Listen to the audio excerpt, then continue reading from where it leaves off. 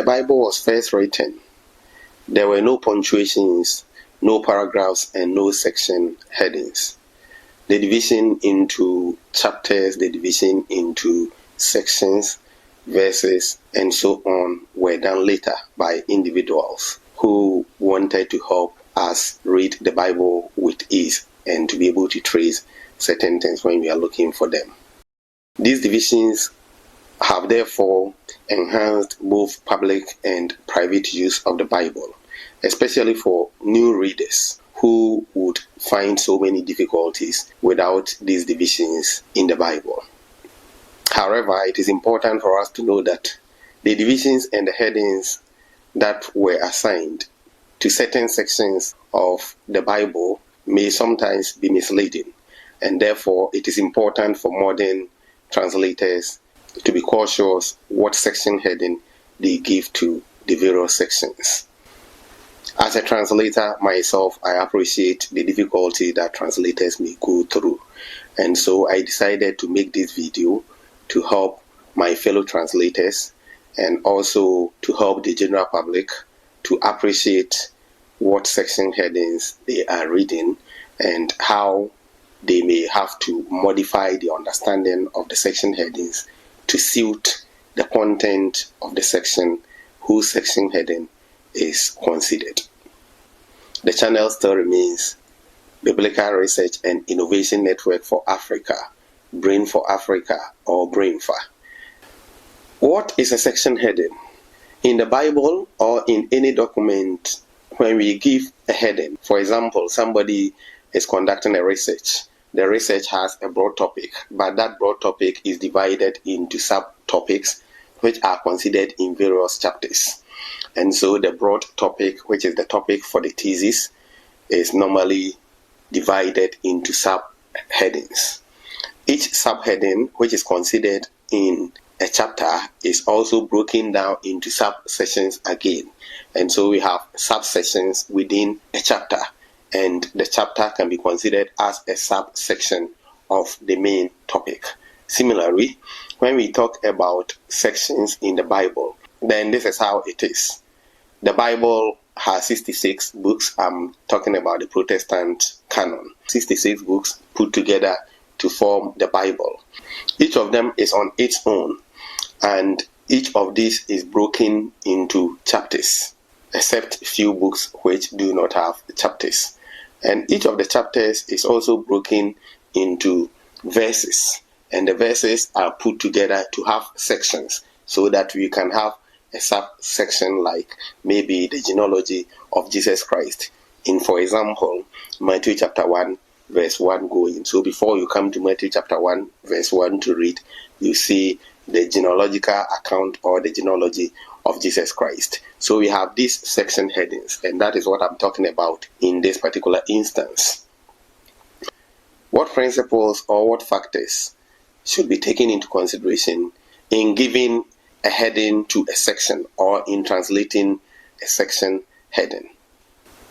First of all, a section heading must capture the central idea in that section.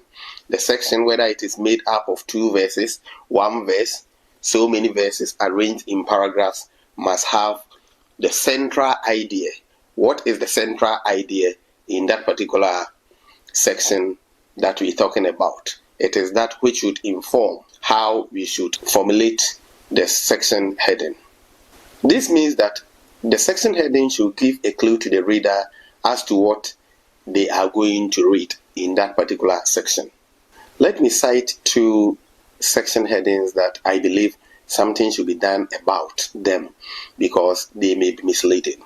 The first one that I'm citing is found in Luke chapter 10 verse 25 to 37, where many Bibles have it as the parable of the Good Samaritan. Luke chapter 10 verse 25 to 37. First of all, something has to be done about this, else it may be misleading because it assumes that all Samaritans were bad except that one.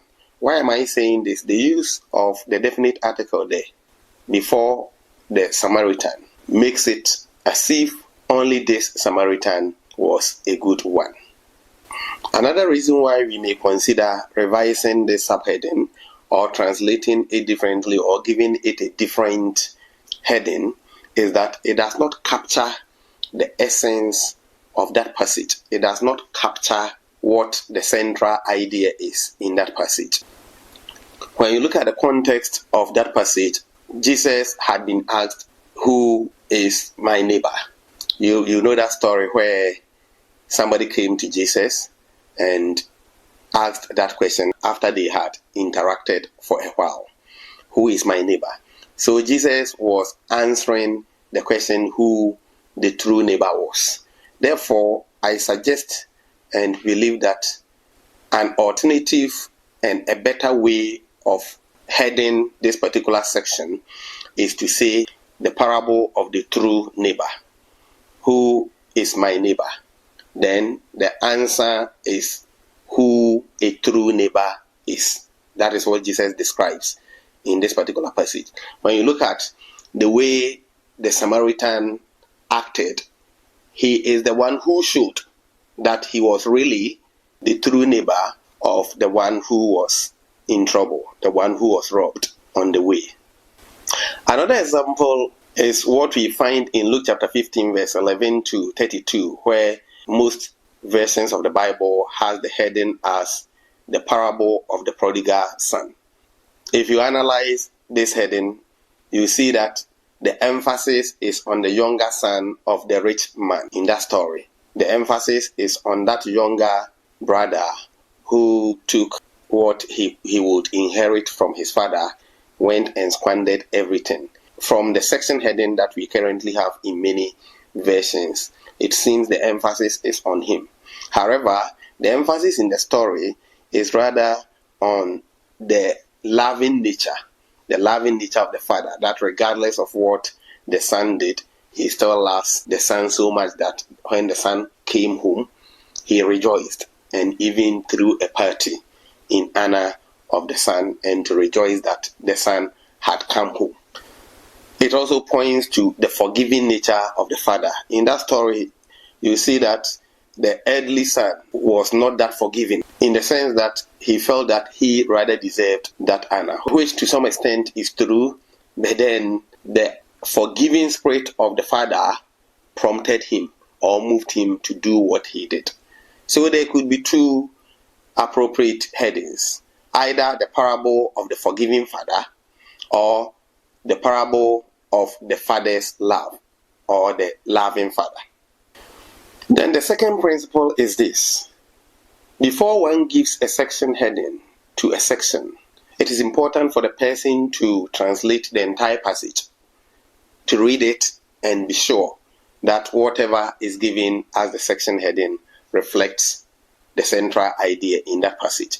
So as a translator myself, I do not give section headings as I go along. I have to finish translating the section, then having read through and having seen the central idea, I will then propose something in my head, do a comparative study to see if it agrees with or it disagrees with existing headings.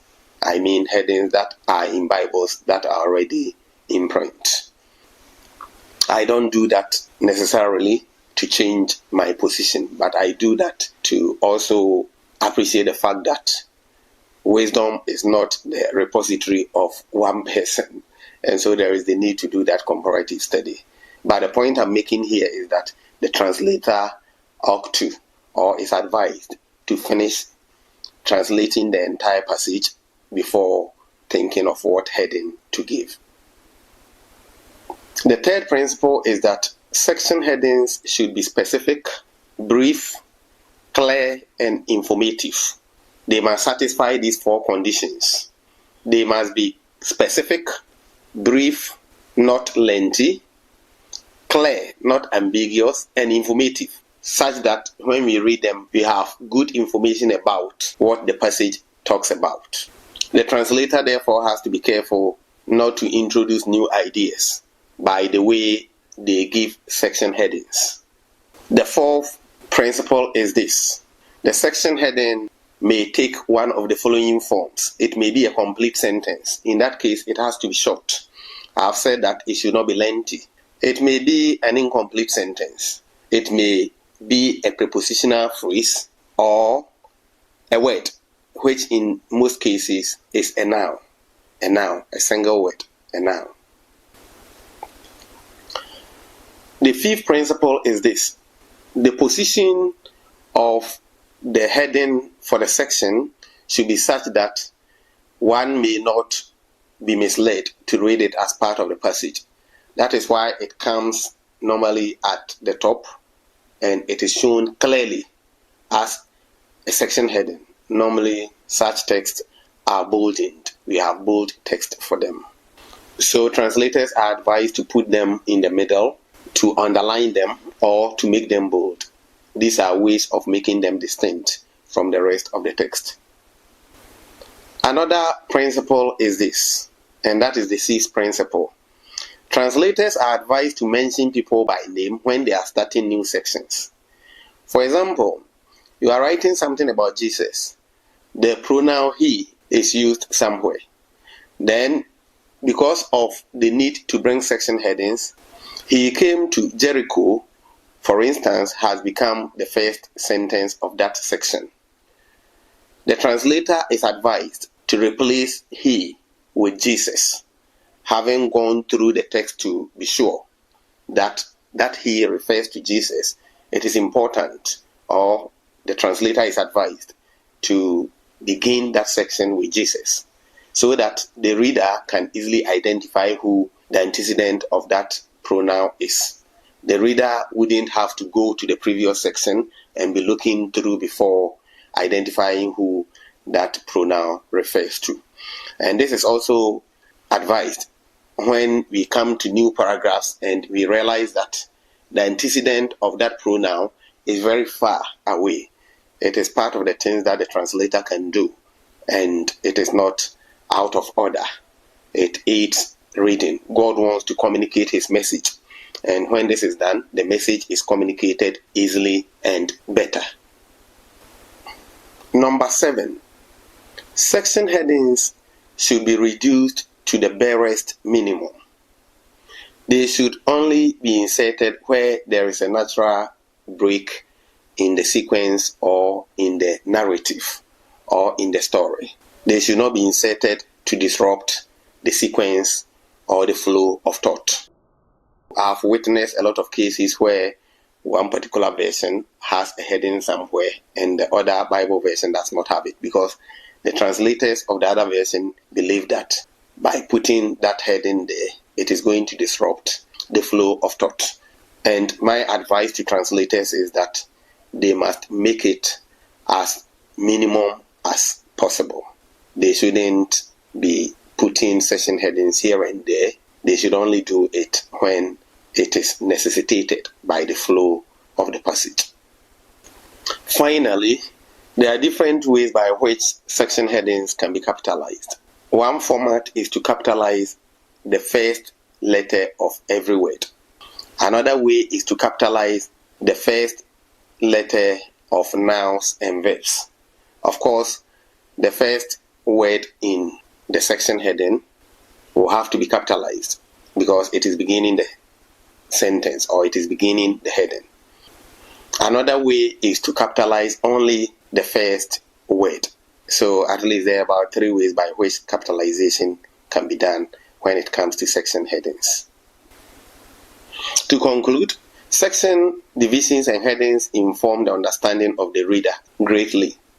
Section divisions has been determined in the source language. If you're a translator, you know that it has been determined in the source language.